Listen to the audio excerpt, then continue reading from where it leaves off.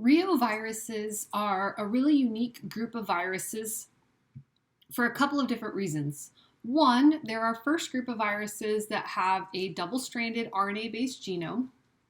They also have a segmented genome, a lot like the orthomyxoviruses. But remember, the orthomyxoviruses are going to have a single-stranded genome. Reoviruses have a double-stranded genome. The other thing that makes reoviruses really unique is the fact that they have a double capsid. They are basically surrounded by two layers of a protein coat. As you might imagine, this provides them a significant amount of protection. When a reovirus infects a host cell, we of course have our attachment, we have penetration, but then what we have that again is kind of unique is the fact that the double-stranded RNA stays within the capsid core. So we do our replication of our double-stranded DNA inside of the opened up core.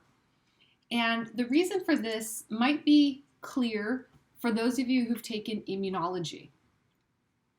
Double-stranded RNA is not a normal feature of eukaryotic cells and is in fact indicative of a viral infection.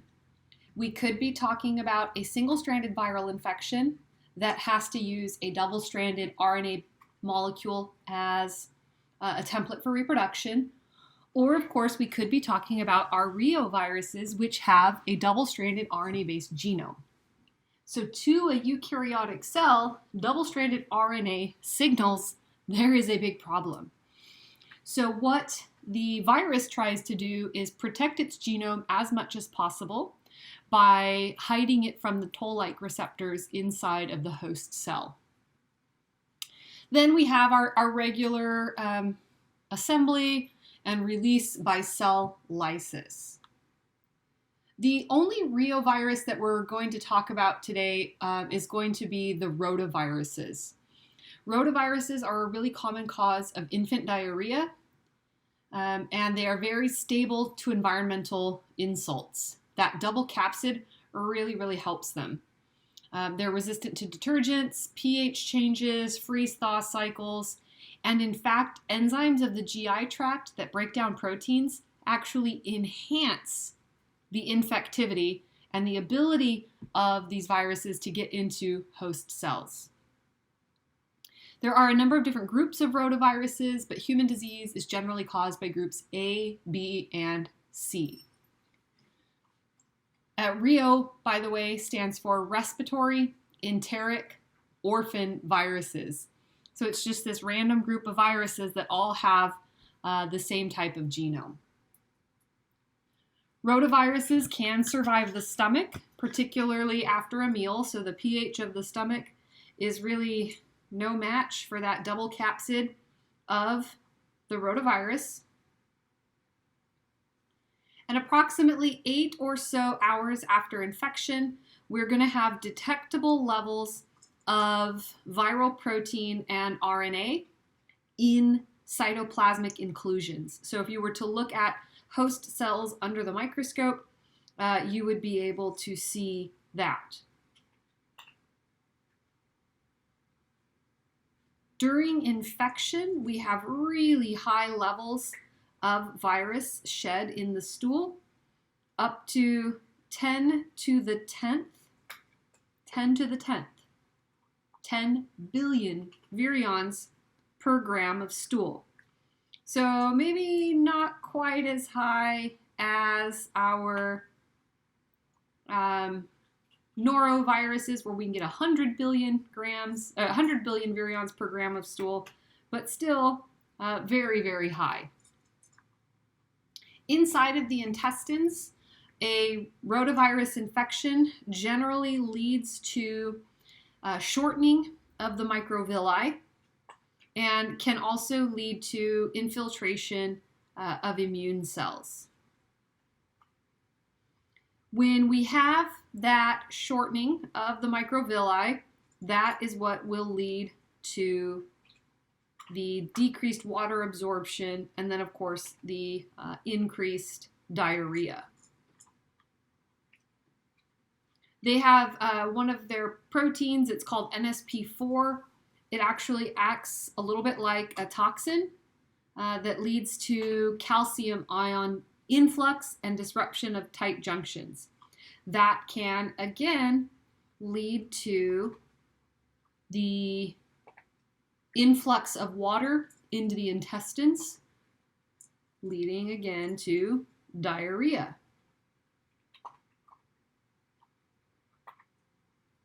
Because this is a virus that normally infects the GI tract, IgA is very, very important for clearance.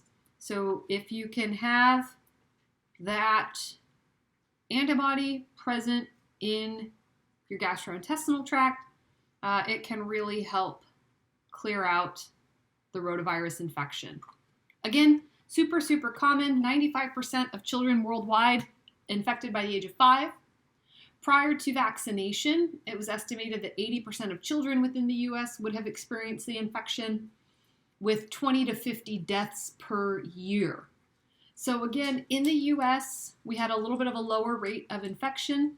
This is often because we have a fairly decent sanitation and water treatment supply. But still, kids are kids. Kids get diarrhea, and diarrhea in children is very dangerous. As you might imagine, rotaviruses are transmitted through the fecal-oral route, and we have the highest level of shedding 2 to 5 days after the appearance of symptoms. And it is transmitted through fomites or contaminated surfaces and contaminated hands. Our symptoms are going to include vomiting, fever, diarrhea, and therefore dehydration. We generally do not see bloody stool or pussy stool. There are no blood or leukocytes in the stool. And as with most diarrhea, this is going to be self-limiting, usually, as long as there are no pre-existing conditions. We can diagnose rotavirus by the presence of viral antigen in the stool using an ELISA or an agglutination assay. We can diagnose rotavirus using electron microscopy. Remember, we're shedding 10 billion viral particles per gram of stool. Of course, we could also try reverse transcriptase PCR to amplify the viral RNA.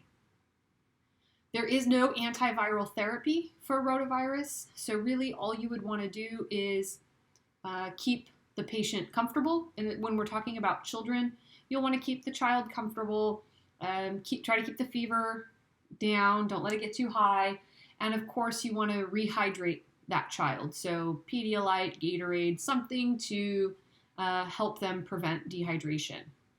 But now we have vaccines available. There are two different vaccines. One vaccine that actually will be protective against 5 strains of rotavirus.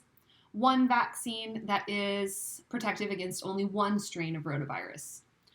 If I had children, I would obviously be picking the one that would protect against 5 strains. Vaccination for rotavirus will begin at 2 months. So you just want to keep your child, I would always recommend just keeping the child at home for the first couple of months. Try to limit visitors until you can begin vaccination for rotavirus and other types of infections.